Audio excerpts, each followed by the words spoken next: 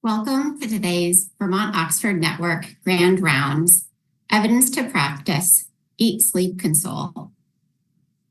I'm Dr. Danielle Arrett, the Aspo Yomaru Green and Gold Professor of Global Health and Pediatrics at the University of Vermont, Chief Medical Officer and Director of Global Health at Vermont-Oxford Network.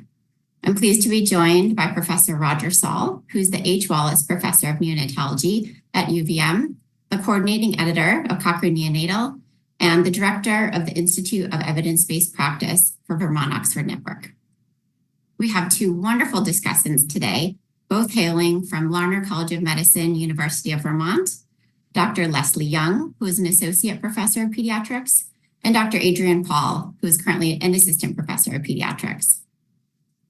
Today's session is sponsored by Vermont-Oxford Network and our Institute for Evidence-Based Practice. Here are our disclosures as they relate to our leadership roles and funding, and we don't have any conflicts of interest to disclose. So everyone joining in today, it looks like 500 plus, counting in the participants, recognizes the challenge that our families, our healthcare teams, hospitals, and systems have in appropriately caring for infants with neonatal abstinence syndrome or neonatal opiate withdrawal syndrome.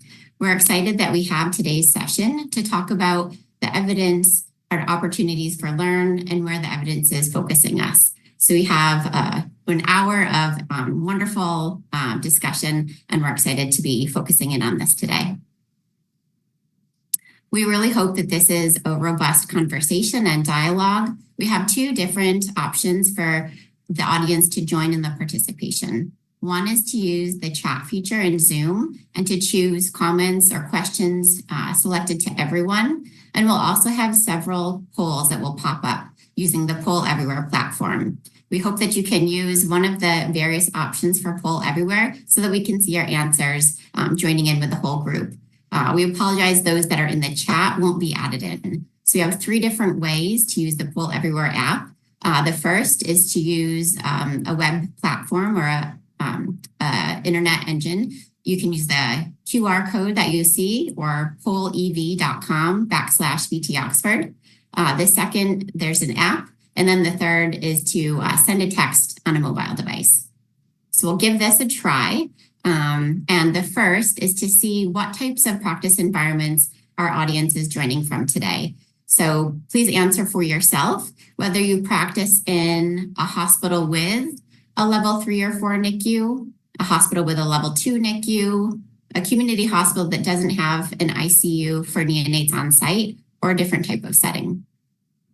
And it looks like so far about 80% of our participants here are at a hospital with the level 3 and 4, but really excited to see the diversity in answers, those representing sites with level 2s or community hospitals without NICUs and some other settings. I know we have some teams and providers joining us from all sorts of different places in which we care for mothers and their infants.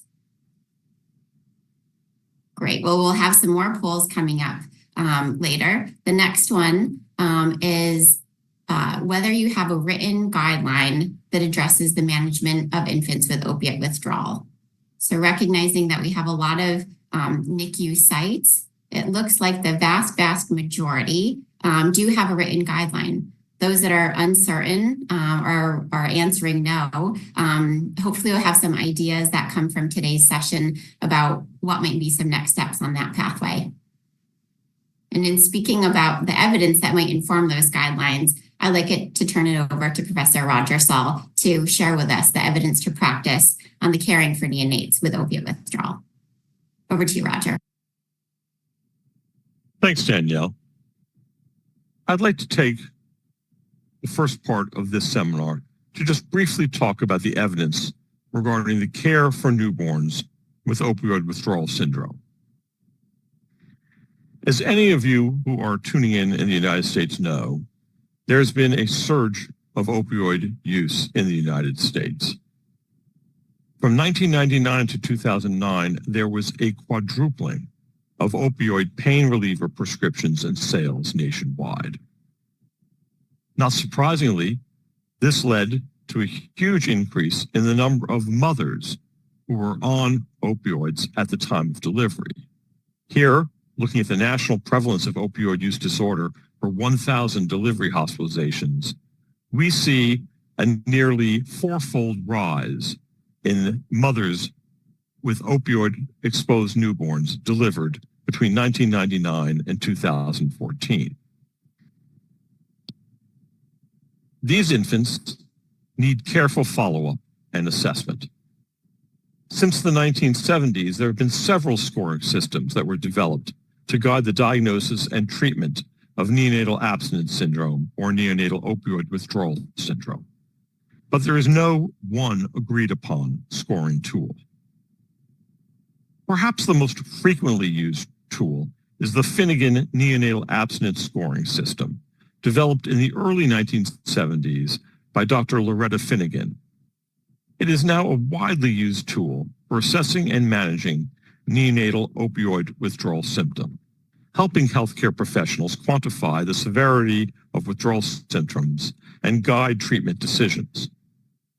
The tool is an assessment of 21 signs and symptoms related to opioid exposure.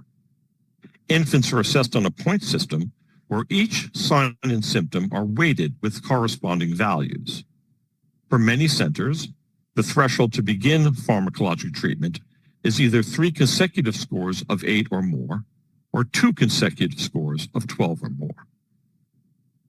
There are clear benefits to introducing a scoring system. First and foremost, it allows for standardized assessment of these infants. The score can help guide treatment and facilitates communication both between staff and between staff and families regarding the infant's status. It can be used to track progress and, in many centers, is used to help identify infants who need pharmacological treatment. But there are also real concerns. There are the complexity and length of the scoring itself, the subjectivity and poor inter-rater reliability of some of the outcomes, a lack of validation, and uncertain clinical relevance. Disruption of the infant happens to do the scoring, and the score may overestimate the signs of withdrawal. So let's turn our attention to the two very basic approaches to management, either non-pharmacological care of the infant withdrawal or the pharmacological care of infant with withdrawal. To start, there is a Cochrane review conducted by Adrian Paul, who you'll be hearing from later, regarding non-pharmacological management of opioid withdrawal in newborns. Non-pharmacological management seems like it might be a very simple issue, but in fact, it involves fairly complex evaluation of at least 3 domains. First and foremost, there's the infant's neurobehavioral function. You need to evaluate and facilitate regulation in the domains of state control or attention, autonomic regulation, motor or muscle tone, and sensory processing. For each individual infant, you need to determine what triggers signs of opioid withdrawal symptoms. For the mother, you need to evaluate her psychological functioning and her ability to interpret and respond appropriately to the infant's cues. And lastly, the provider and the institution need to consider their role. We need to be able to create facilities that can care for the mother-infant dyad in an appropriate way. We need to alter the environment regarding sound and other stimulation that can help facilitate the infant's management. In Dr. Paul's Cochrane review, she wanted to evaluate the safety and efficacy of non-pharmacological treatment of infants at risk for or having symptoms consistent with opioid withdrawal. And she took a look at 2 populations. She took a look at infants at risk for or having early symptoms consistent with opioid withdrawal, and another population of infants receiving pharmacological treatment for symptoms consistent with opioid withdrawal, and asked what was the value of non-pharmacological treatment. They included studies that compared either single or bundled non-pharmacological interventions to no non-pharmacological treatment or different single or bundled non-pharmacological interventions. They assessed these interventions independently and in combination based on sufficient similarity in populations, intervention, and comparison groups. And they characterized the non-pharmacological interventions as either those that modified the environmental stimulation, those that altered feeding practices, and those that supported the mother-infant dyad. I'm afraid to say there's a paucity of trials that address these issues. Only 6 trials involving a scant 353 infants. In fact, no trials evaluated situations where the infant was receiving opioid treatment for symptoms consistent with opioid withdrawal. Of the 6 randomized controlled trials that addressed the infant prior to considering instituting pharmacological treatment, 4 studies assessed the modifying of environmental stimulation in the form of either a mechanical rocking bed, prone positioning, a non-oscillating water bed, or a low stimulation nursery. 1 study looked at feeding practices, comparing higher and lower caloric densities formula, and 1 study assessed the support of the maternal infant dyad.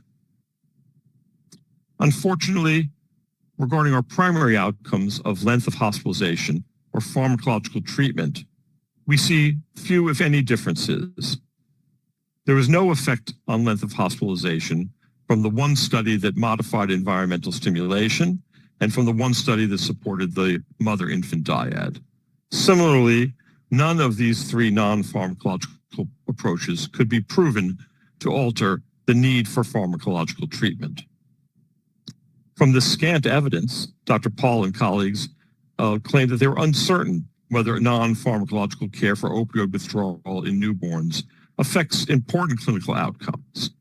And although caregivers should be encouraged to optimize non-pharmacological care, the authors cited the need for larger, well-designed studies to determine the effects of non-pharmacological care for opioid withdrawal. Regarding pharmacological care, there's perhaps a little bit more evidence.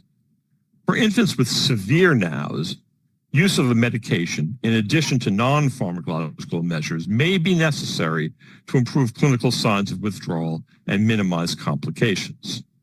Ideally, pharmacotherapy minimizes these signs of withdrawal, and then, as the infant is weaned off medication, pharmacological therapy should be considered only for severe opioid withdrawal that is refractory to non-pharmacologic intervention. Multiple studies, including randomized controlled trials, have been conducted to find the optimal medication. Unfortunately, although pharmacological management does affect and improve the symptoms of withdrawal, it does lead to a longer overall length of stay.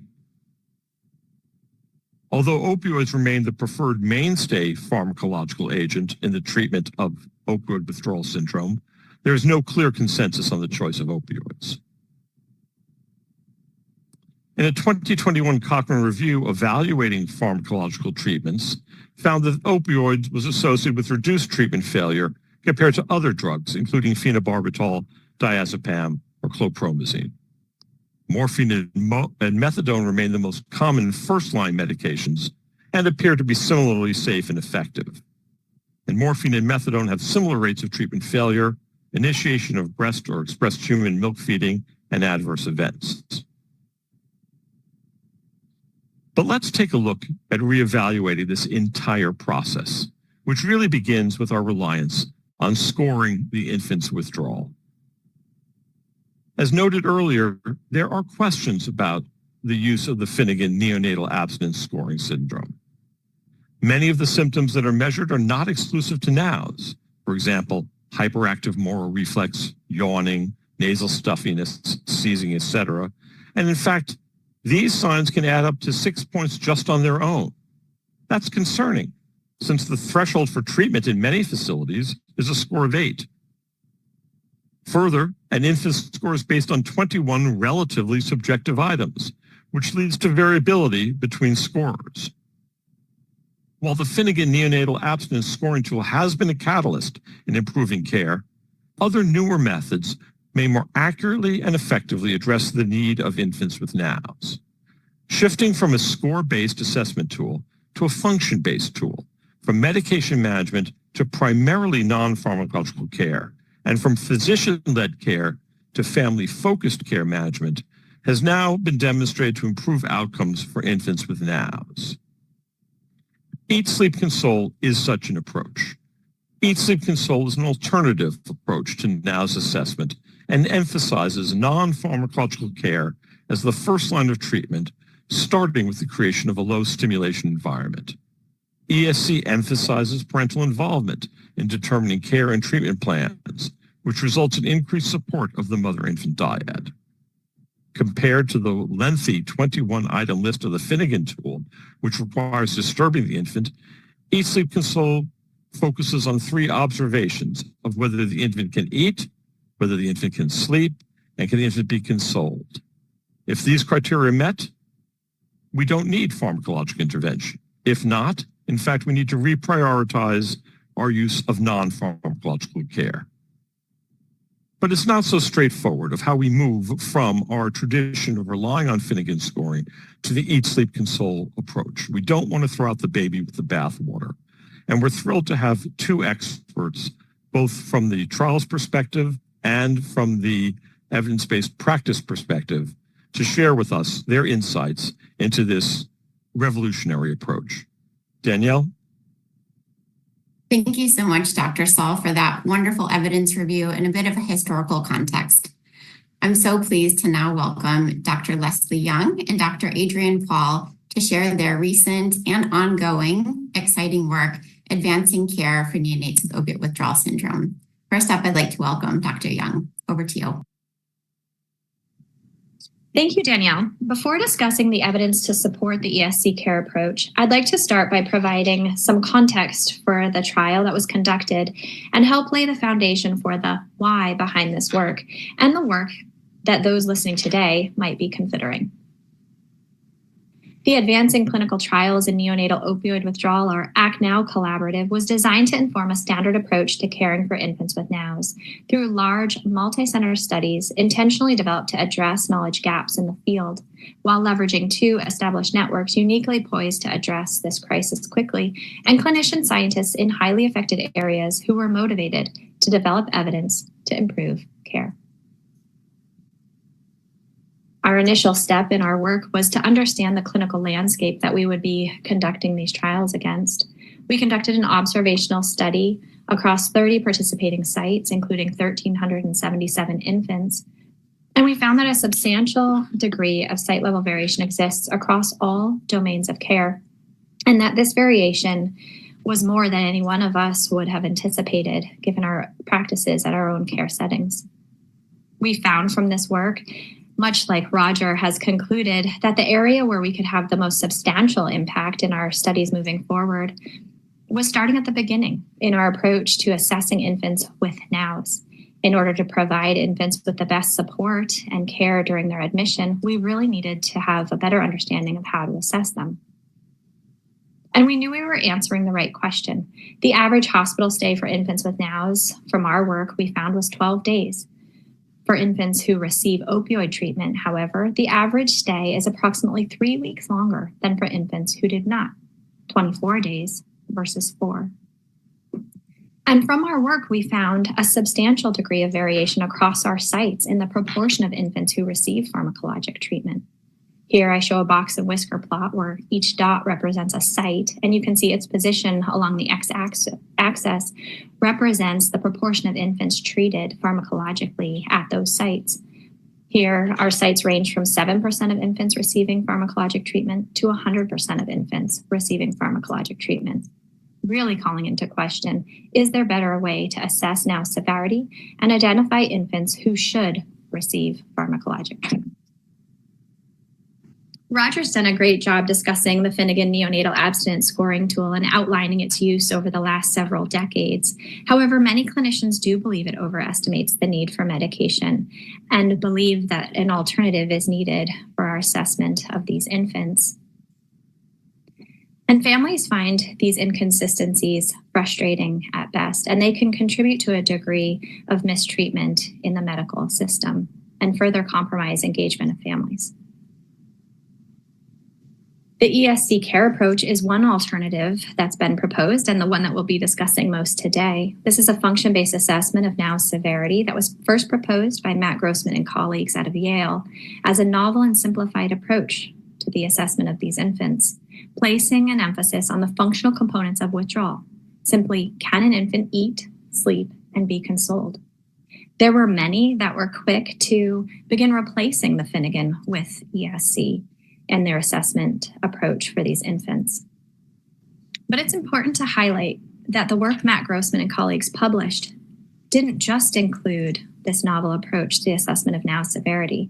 It was, in fact, quality improvement work that was extensive and stretched over the course of 8 years and showed a reduction, yes, in the receipt of pharmacologic treatment from 98% to just under 15%, but it included the standardization of non-pharmacologic care, this novel approach to assessment, and the empowering of families in the care of their infants. So ultimately, the Eat, Sleep, Console approach isn't just this function-based assessment of now severity, but as Roger has highlighted, this approach is a comprehensive one that includes also the optimization of non-pharmacologic care and the support of families and empowerment in their care of their infants. In time, the ESC Care Tool, which is an assessment and management tool that guides care provided under the ESC Care approach, was developed by our colleagues out of Dartmouth Hitchcock Medical Center, Boston Medical Center, and in conjunction with Matt Grossman at Yale. It was developed to streamline implementation and support consistent application of the ESC approach across care settings, across providers, and across infants. The ESC Care Tool, which looks complex here, but is actually quite simple, includes an assessment component, which has definitions right there on the tool that allow for consistent communication with the family, a management component, which allows for consistent application of a care plan, and the non-pharmacologic care interventions are listed there in blue and allow for the family and the nurse to walk through what is currently in place, what may need to be reinforced further, and what may need to be added to support the infant in that moment. So the Eating, Sleep, and Consoling Care approach includes the function-based assessment of now severity, this optimization of supportive interventions, and places an emphasis on education, supporting and empowering families in the care of their infant, all guided by the use of the ESC Care Tool to allow for consistent communication and collaborative effort to support optimal care for the infant. Initial quality improvement initiatives showed promise with improvement in hospital outcomes, a reduced receipt of pharmacologic therapy, a reduction in length of stay, and an increase in parental presence. And we didn't see any increase in balancing measures or adverse events. This led some to say, why do we need to study this further? Well, evidence to support the ESC care approach was limited to local and regional quality improvement work, calling into question the generalizability and effectiveness of this approach. As we know, there's variation across our care environments in the care we provide. There's also variation in the resources we have, the care environments themselves, and our population we care for. Additionally, the potential effects of the ESC care approach on infant and family well-being and on infant neurodevelopment following discharge were largely unknown. It's hard to do this with quality improvement work and really requires a randomized controlled trial to assess these outcomes further. And there were many who were quick to want to implement ESC more broadly, but then there were many in the field who asked us to be cautious, to understand the long-term outcomes before broader implementation. But ultimately, a further why behind the work that we're looking to do was that this care approach allowed families to feel less fearful, allowed them to feel like they were genuinely part of the care team, and that their involvement in the care of their babies was critical and actually foundational to the success that they would have. And it helped families feel more like every other mom, a mom and their baby, made them feel respected and a part of the care team. So we needed to build the evidence one way or another and understand the implications of this care approach.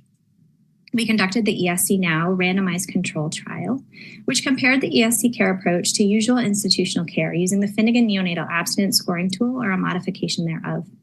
It was conducted using a step wedge cluster randomized design with randomization occurring across 26 sites in 18 states and all eligible infants were enrolled under waiver of consent for the short-term outcomes portion of the study, while consent was obtained for long-term follow-up.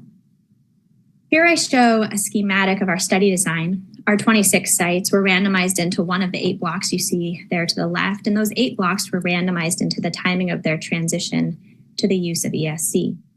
All sites began caring for infants using usual care, where they provided care using institutional care practices for all domains of care, including assessment of withdrawal severity, use of non-pharmacologic interventions, and pharmacologic treatment and discharge.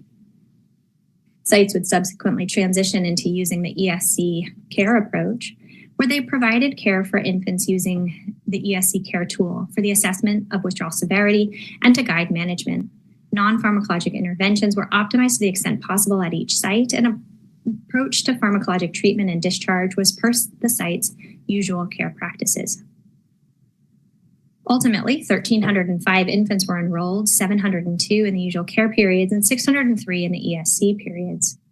Here you can see the maternal and infant characteristics, maternal to the left and infant to the right. And I'll say they're balanced between the two groups, with the exception that we had a larger proportion of Hispanic moms in the usual care group and a larger proportion of moms coming from metropolitan areas in the ESC group. And this was largely due to the timing of transition of sites with larger Hispanic and metropolitan populations. For our primary outcome, we showed a reduction of 6.7 days in the time from birth until infants were medically ready for discharge between our intervention groups, with infants in the usual care group having a mean number of days of 14.9 and infants in the ESC group 8.2. For our secondary outcomes, we looked at length of hospital stay and showed a similar reduction of 6.2 days. Pharmacologic treatment was reduced by 32.5 percentage points, with 52% of infants in the usual care group receiving pharmacologic treatment, and just under 20% of infants in the ESC group. Adverse events were relatively rare across the study. The only outcome that had sufficient data to do inferential statistics was our composite safety outcome at 3 months, and we showed no difference between the two groups. In summary, when compared to usual care, the ESC care approach decreased the time until infants were medically ready for discharge and reduced the receipt of pharmacologic treatment. We concluded that the ESC care approach appears to be safe for the assessment and management of infants with NOWS through early infancy. But we wanted to continue building the evidence and answer the questions that had been raised in the field. Specific questions included, what about those infants who need pharmacologic treatment for their opioid withdrawal? Might there be a delay in initiation of treatment, causing them to be harder to capture and require higher doses or longer duration of treatment? So we looked at the infants who had been pharmacologically treated, 463 infants in total, 320 in usual care and 143 in the ESC group, and found that, yes, infants in the ESC group did receive treatment later, 22 hours later, but this did not translate into higher peak doses or into an increase in adjuvant therapy between the groups. We did, however, see a reduction in the total postnatal opioid exposure, 4.1 morphine milliequivalents per kilo less in the ESC group, and a reduction in the total number of doses received, a decrease of nearly 50 doses in the ESC group. Additionally, the duration of treatment was reduced by 6.3 days, with a similar reduction seen in the length of stay. So what about growth and feeding outcomes for infants cared for?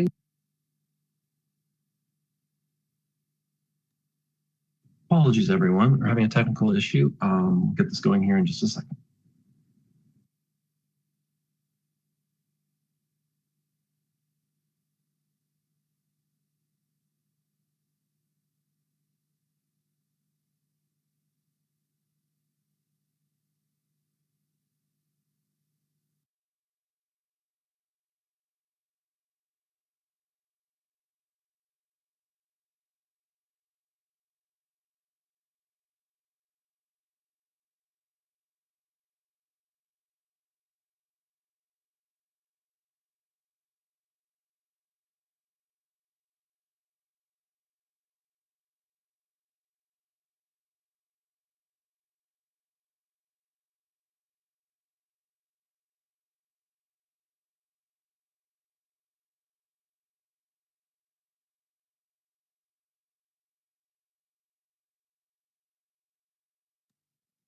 While Andy is getting the video back up, I just wanted to call everyone's attention to please let us know if you have any questions in the chat. I see a number are coming in, and we hope that at the end of our session today, we'll have at least 10 minutes and we'll be able to discuss some of the really important questions that are coming out in the chat. So please chat them in, put it to everyone, and we'll have time with Doctors Young, Paul, and Saul to discuss those together. So keep them coming.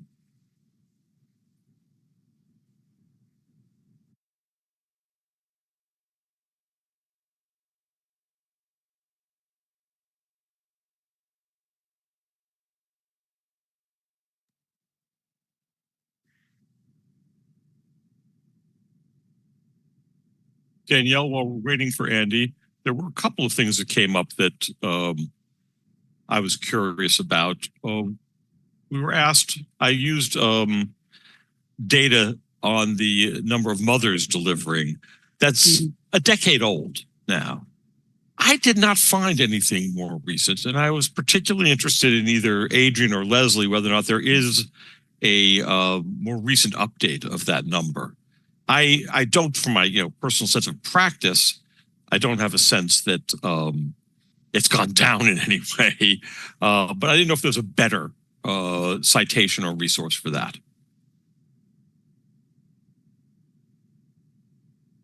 Yeah, I don't know that there is a much better resource, Roger. I will say we have some data that maybe gets a little closer to 2017. 2018. There's some suggestion from some sources, although I don't know that they're entirely comprehensive, that while the maternal level of use during pregnancy continues to stay relatively stable and perhaps even rise, that NOWS is going down. And I think that's actually because of how we've defined NOWS. And for some time, it had to do with need for pharmacologic treatment. And so I think it becomes a little challenging to truly say what the numbers are doing. Good point. Andy, it looks like I see Leslie's slide up. Are we ready to run the recording again? Let's keep going with this one, and then we'll transition as we need to. All right, thanks so much, and sorry for the delay, guys. Number of doses received, a decrease of nearly 50 doses in the ESC group. Additionally, the duration of treatment was reduced by 6.3 days, with a similar reduction seen in the length of stay. So what about growth and feeding outcomes for infants cared for using the ESC care approach? There was concern raised that infants may have a higher metabolic rate in the context of more withdrawal symptoms, and that they may lose more weight or have challenges with feeding or require fortified feeds. So we looked at our 1,305 infants, and we found that there was no difference between the groups in the proportion of infants who had severe weight loss, as we defined it greater than 10%, or in maximal percentage weight loss between the groups. We also did not see a difference in discharge weight.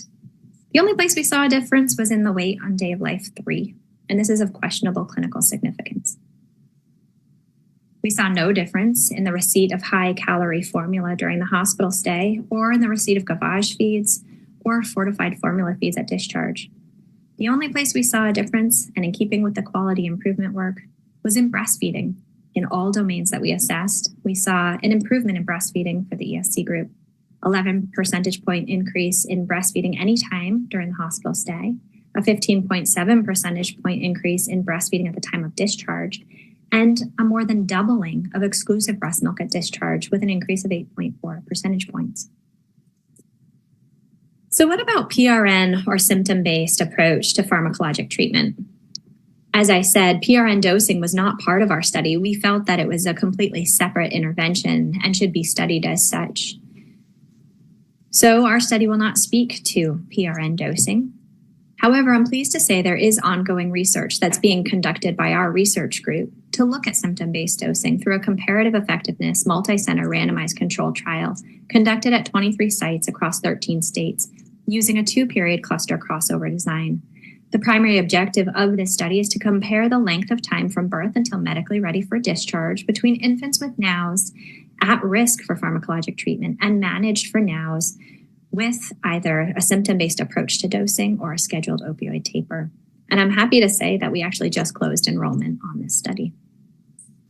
So what about the long-term outcomes for these infants and families? Follow-up through 2 years of age for the consented subpopulation of infants has been completed and will further inform application of this care approach. Our outcomes include 3 prospectively identified domains, including infant well-being, family and caregiver well-being, and infant neurodevelopment and behavior. And though I cannot share results from this study, and I have to ask you to stay tuned, I can safely say that evidence generated from this study will further support your consideration of this approach. So with that, I look forward to our continued conversation, and back to you, Danielle. Thank you so much, Dr. Young, for sharing that truly amazing body of work that you have led over the past decade and the teaser of the results that we have soon to come. I think we're all on our edge of the seats for that, but happy to hear some positive suggestions headed that way. Next up, I'd like to welcome Dr. Adrienne Paul, who has served as a faculty trainer in the ACT Now trial, as well as thought deeply about the implementation and training options. So over to you, Dr. Paul.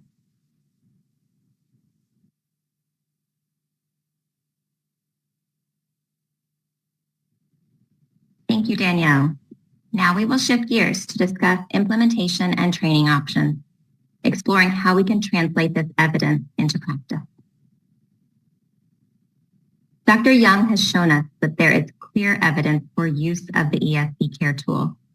However, while the intervention is simple in concept, the transition to a new model of care can be complicated. Each of our settings is unique, and we must each determine the best approach for local implementation. This complexity was recognized early on in the editorial that accompanied the original publication of the ESC randomized controlled trial in the New England Journal.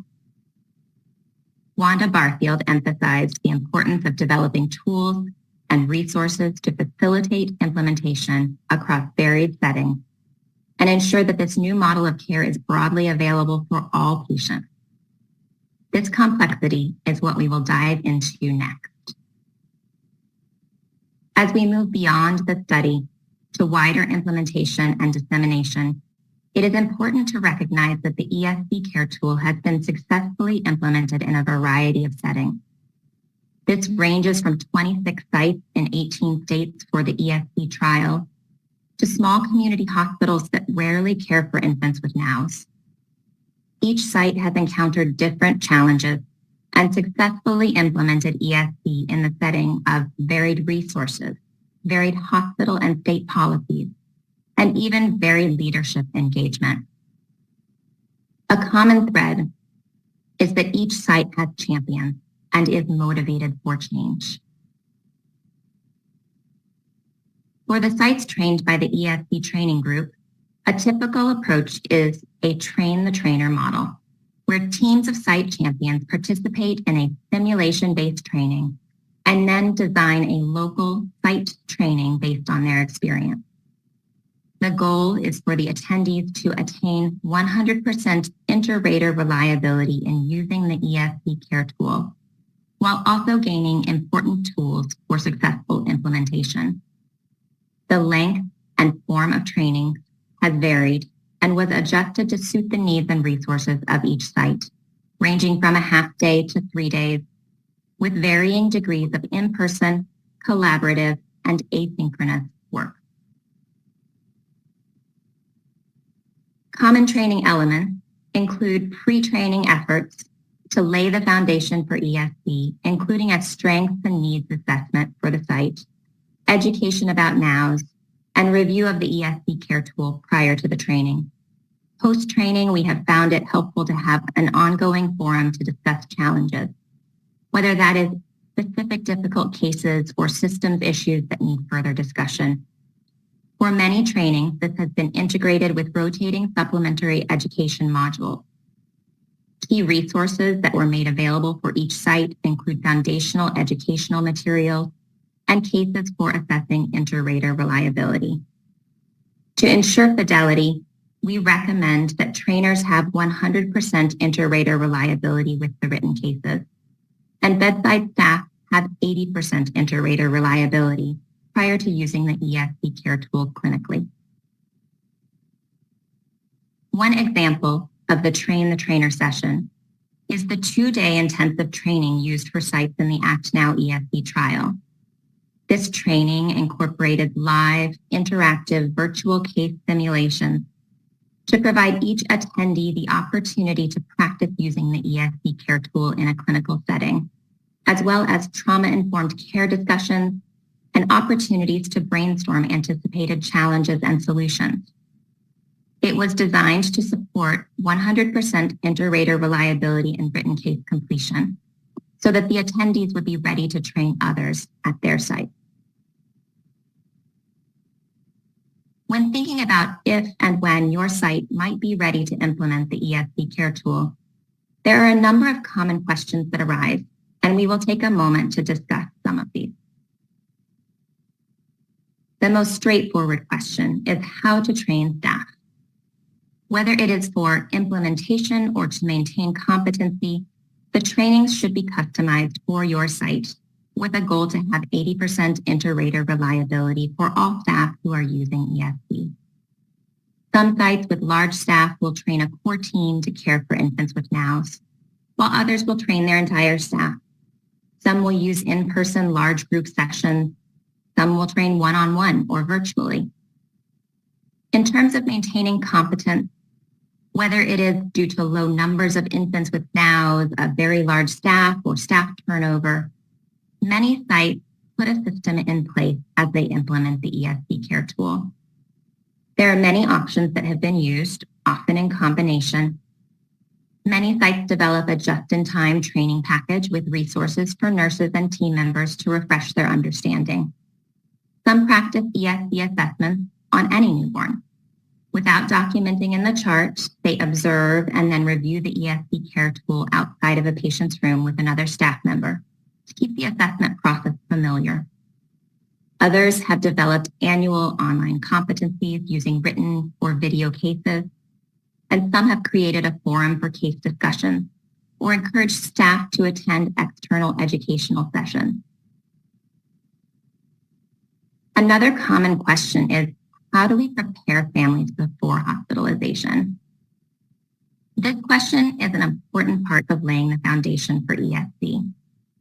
For patients and families, the journey does not start or end in the hospital, and ESC implementation is an opportunity to re-engage with prenatal, substance use disorder, and pediatric care providers, as well as community resources, to ensure there is a common understanding of the fundamental aspects of ESC.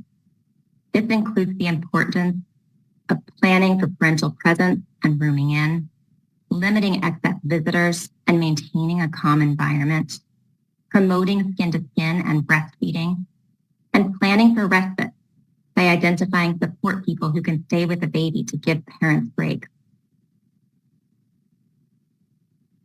What if you don't have an option for caregivers to room in, or parents are unable to be present? A key teaching point of the training is to optimize non-pharmacologic care for your setting and for that moment in time. If you do not have a rooming in environment, focus on optimizing the non-pharmacologic care that is feasible at that moment. Make plans to continue to optimize the setting in the future to promote parental presence, such as making the environment as inviting as possible for parents, or seeking a place for families to stay overnight. In the background, continue to advocate to make rooming in possible for all patients in the future. In the moment, if no caregiver is present, whether due to space, custody, or other issues, huddle with your team. Think outside of the box. Is there anybody else who is available to be present for the baby? Or is there anything that your team could do to facilitate parental presence, such as gas cards or parking passes? If an infant is in state custody, consider including the caseworker in the huddle to discuss who might be able to be present for the baby. One key function for a team huddle is to bring the team together and to brainstorm new ideas in the moment. What about the ICU setting? Again, it is important to remember to optimize non-pharmacologic care for your setting.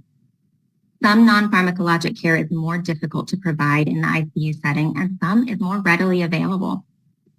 Some unique non-pharmacologic approaches that may be used in the ICU include strategic staffing assignments or placement in the unit to provide more nursing support and minimize noise from neighboring patients or provide a private area for parents.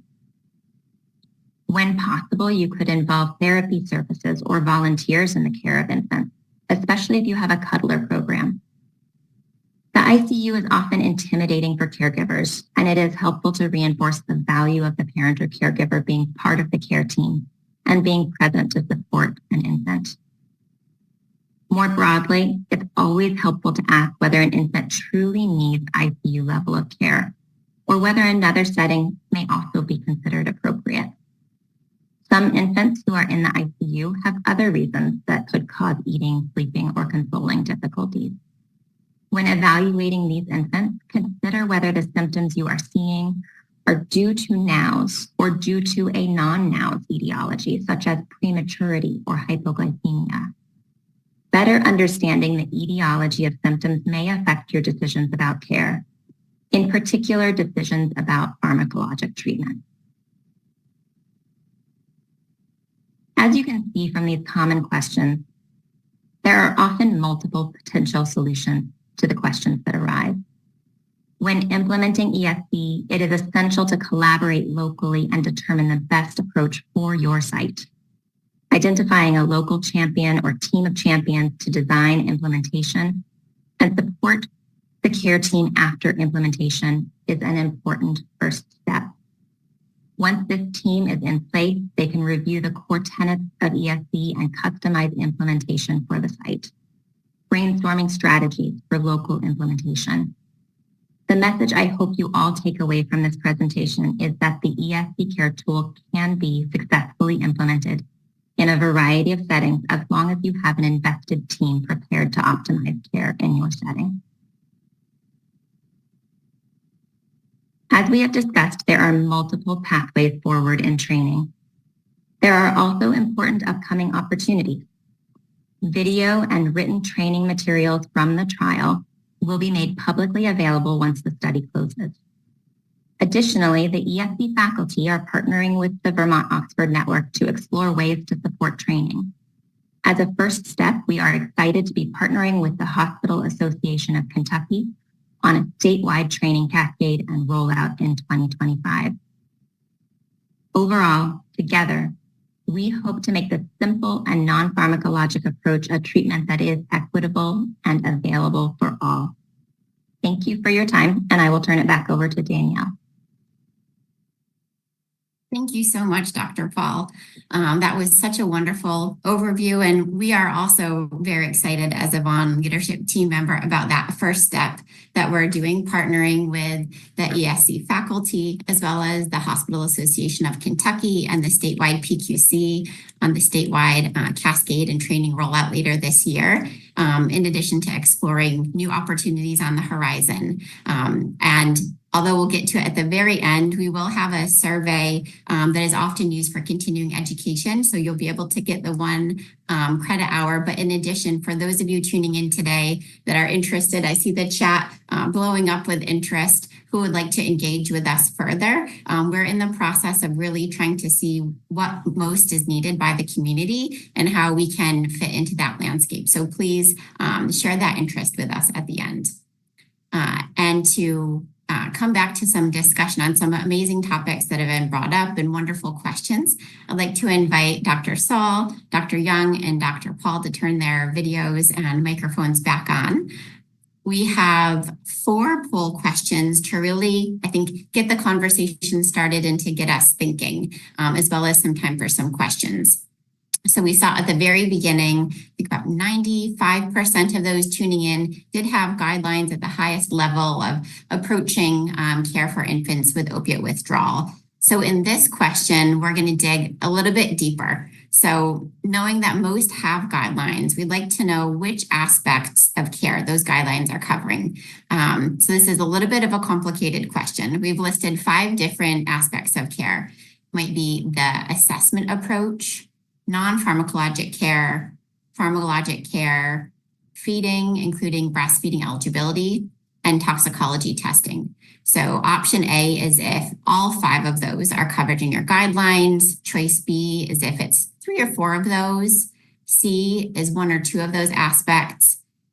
Choice D is guidelines are not covering those 5 aspects of care. And E is the honest answer. I'm not sure, but you're going to learn after today's session. So it looks like we've got more than 100 responses. They're coming in quickly, but close to half having all 5 aspects of care, close to 40%, 3 or 4 aspects of care. I don't know if Dr. Young or Dr. Paul, any quick comments? I'm surprised that those numbers are as high as they are. I know you've seen the shift of care across, this country. Any comments on that? I'm really pleased to see this as well, to see how many people have guidelines for all 5 of these approaches. I think especially with the emergence of ESC, it's really important that we update our guidelines as we are transitioning our care approach.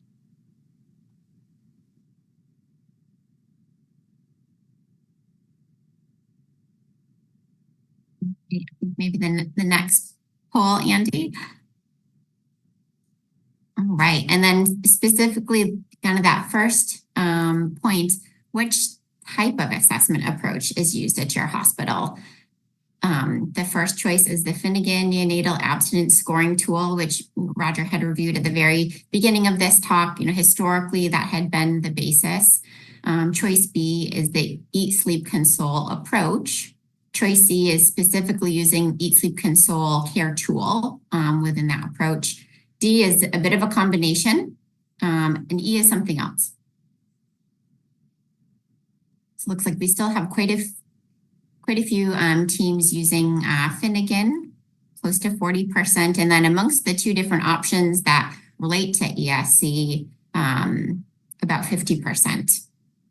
I'm not sure, Dr. Paul or Dr. Young, if you want to comment the differences between B and C or thoughts on these answers as they're rolling in and dynamic and changing.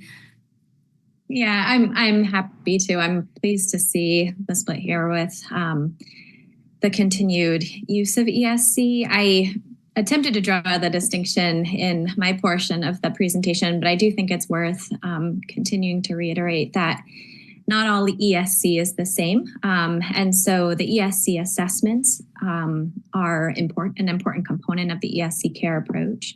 But the ESC care approach really is a comprehensive approach to caring for the infants.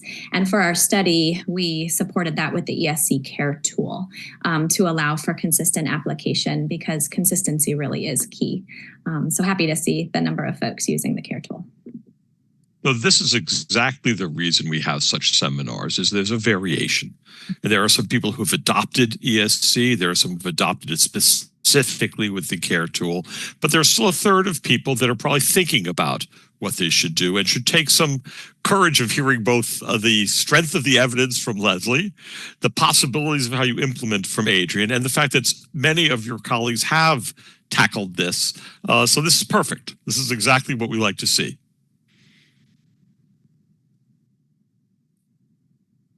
And then next up, using the Poll Everywhere platform, we'll have 2 different word clouds. So we'd like you to submit 1 or 2 words, and really either if you've already implemented or you're thinking of implementing, and there's something that's holding you up, some barriers to implementing Eat, Sleep, and Console at your institution.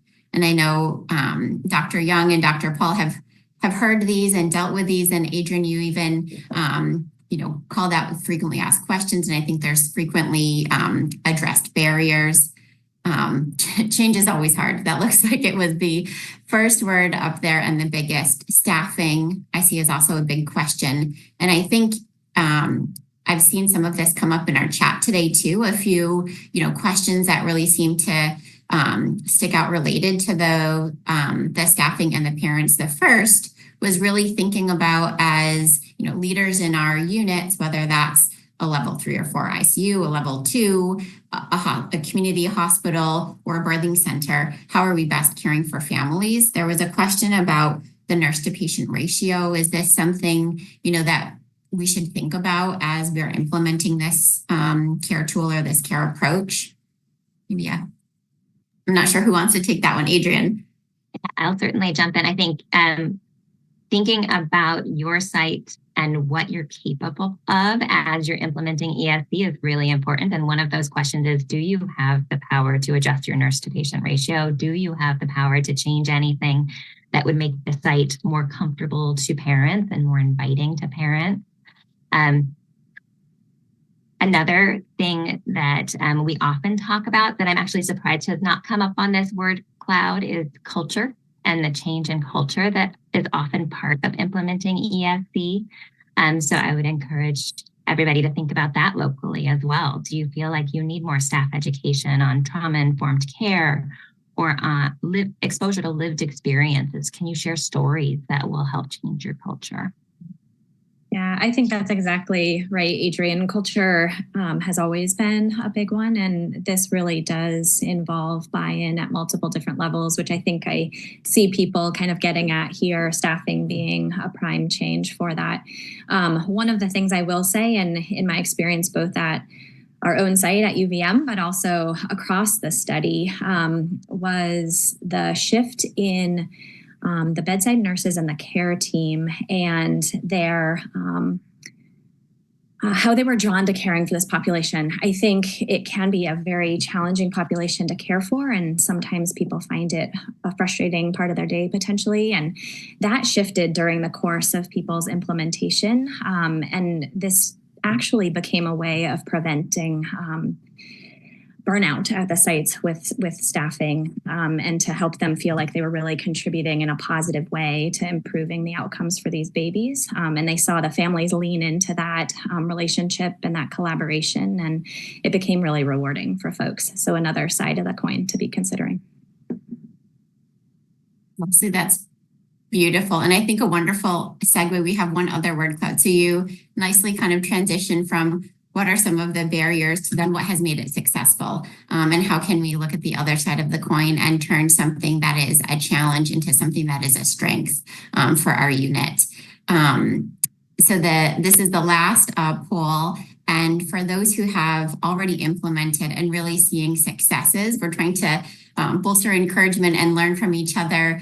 Even in this 800 participant webinar, we'd love to hear one or two words about what teams or team members felt like was critical to success of implementing this. While this word cloud is forming up, if I can just throw us back to the last one, there were lots of systems issues and resource issues, but the issue of polysubstance abuse came up, which is a medical issue. And I don't know if you guys want to comment on that.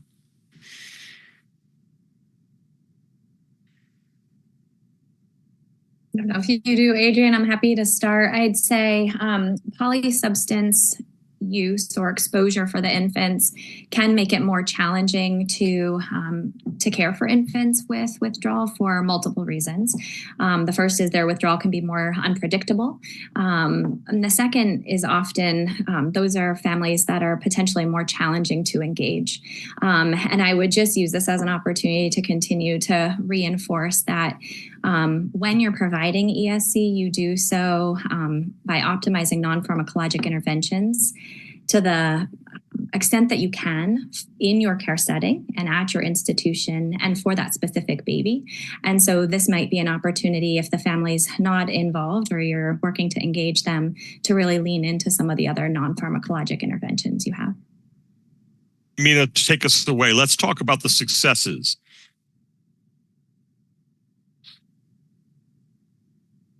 Adrian, did you want to chime in? I think, you've shown us beautifully the depth of the education and the standardization of care and the preparing the team for a culture change. And thinking of the flip side of that coin as well, engaging families. I don't know if you had some thoughts on that being a challenge and also the biggest reward of really having a full multidisciplinary team with families in this care approach. I mean, I think you just stated it beautifully. It is a huge benefit. And I'm looking through the word cloud to see what words are coming up. I see empower in there, and I see parents in there, and support. And one of the biggest rewards of the ESC approach is that it is a shared care tool. It is not our staff evaluating a patient. It is a shared assessment between the staff and the parents about what's going on. And it walks you through a care pathway. How is the baby doing? What might we do next? What are potential options for the future? And gives everybody a shared mental model so it doesn't feel like there are surprises. And I think that's really important. And I think it's really helpful for both families and staff. Beautiful. Thank you so much, Dr. Paul. And the time always goes so quickly. We're already at the top of the hour. I feel like we could chat for several more hours about this amazing body of work that the two of you have helped to lead and help change practice nationwide and across the world. So I'd like to extend heartfelt thanks to both of you for joining us today on Von Grand Rounds. And this is the survey that I had mentioned earlier. This is not the end. We hope to have, continued engagement with the community. So if there is interest at your hospital, your system, your state, please let us know where you're coming from, what the interest might be. There are questions on this survey that can help us learn about that and have a way to contact you, as well as an opportunity to get the 1 hour of continuing education credit for this session today. We'll post the video of this, and so anyone who's watching this within the 30 days also is able to answer the survey and get the credit. So we hope to hear from you and reach out over that. And we will also have 2 more sessions in the calendar year. In August, Roger and I will be back talking about evidence to practice oxygen in the NICU. And at the last quarter of the year, we'll have a session focused on the NICU environment. So those promise to be just as exciting as today's, and we hope to see you then. And for further engagement, as always, we have an ongoing collaborative, and you can let us know if you have interest in engaging even deeper with All Care is Brain Care, which care of the infant who is exposed to opiates absolutely falls within this realm of making sure that all the care we're providing in the neonatal units is focused on brain care. So let us know if you have deeper interest. And thank you. We will see you again. Thanks for joining us. Thank you.